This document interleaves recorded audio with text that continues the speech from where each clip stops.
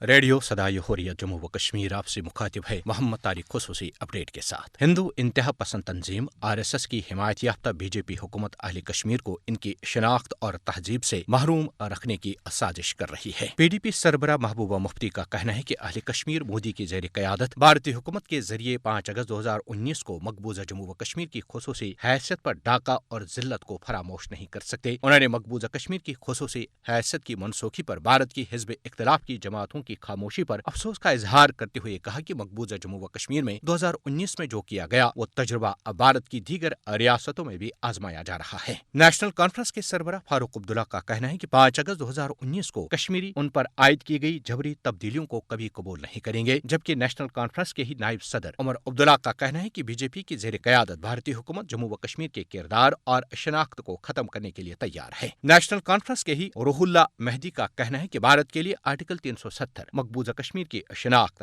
حیثیت اور حقوق بحال کرنا ناگزیر ہے۔ روح اللہ مہدی کا مزید کہنا ہے کہ بھارت نے آرٹیکل 370 کو منسوخ کر کے کشمیری عوام کی شناخت ہی چھین لی ہے۔ نیشنل کانفرنس کے بھارتی ممبر پارلیمنٹ محمد اکبر لون کا کہنا ہے کہ BJP نے 5 اگست 2019 کو یک طرفہ غیر قانونی اور غیر آئینی اقدامات کر کے مقبوضہ جموں و کشمیر کو غیر یقینی صورتحال کی جانب دھکیل دیا ہے۔ اس صورتحال سے نکلنے کا واحد حل خصوصی حیثیت کی بحالی میں مضمر ہے۔ جموں و کشمیر پردیش کانگریس کمیٹی کے سربراہ غلام احمد میر نے کہا ہے کہ مقبوضہ جموں و کشمیر میں آپریشن آل آؤٹ جیسے آپریشن یا 5 اگست 2019 کی آئینی تبدیلیاں کوئی نتیجہ برآمد کرنے میں ناکام رہیں جو بھارتی حکومت کے دعووں کے منافی تھے۔ کشمیری عوام 5 اگست 2019 کو بھارتی حکومت کی جانب سے غیر قانونی اور یک طرفہ کارروائیوں کا خاتمہ چاہتے ہیں۔ آرٹیکل 370 کو منسوخ کرنے کا مطلب کشمیری عوام سے ان کے حقوق چھیننا ہے۔ فسطائی مودی حکومت جموں و کشمیر کی مسلم اکثریت کو اقلیت میں تبدیل کرنے پر تلی ہوئی ہے۔ RSS BJP مقبوضہ جموں و کشمیر میں ہندو تہذیب و تمدن مسلط کرنا چاہتی ہے۔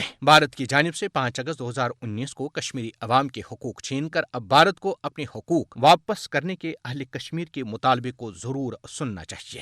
دنیا کو مسئلہ کشمیر سے متعلق آرٹیکل 370 اور 35A کی بحالی کے لیے بھارت پر دباؤ اور بھارت کو ان سنگین جرائم پر انصاف کے کٹہرے میں کھڑا کرنا چاہیے۔ مقبوضہ جموں و کشمیر تاریخ کے انتہائی نازک صورتحال سے دوچار ہے۔ کشمیری رہنما بجا طور پر اس مرحلے کو اہل کشمیر کی موت و حیات کے مرحلے سے تعبیر کرتے ہیں۔ اگر وہ اس وقت مناعث القوم اٹھ کھڑے نہ ہوں تو خدا نخواستہ ان کی تاریخ ہی مٹ جائے گی۔ اس موقع پر مقبوضہ کشمیر کی علاقائی جماعتیں اگر مقبوضہ کشمیر کی خصوصی حیثیت اور اس کی شناخت و تہذیب کو بچانے کے لیے متحد ہوئی ہیں تو یہ ایک اچھی، مثبت اور سود مند علامت ہے، بشرطے کہ وہ اس اعتبار سے ثابت قدمی، سنجیدگی اور مستقل مزاجی کا مظاہرہ کریں۔ اگر یہ علاقائی جماعتیں مشترکہ جدوجہد کر کے بھارت کو مجبور کرتی ہیں کہ وہ 5 اگست 2019 کے غیر قانونی، غیر آئینی اور یک طرفہ اقدامات کو واپس لے تو یہ بھی ایک بڑی پیش رفت ہوگی۔ خصوصی اپڈیٹ ختم ہوا۔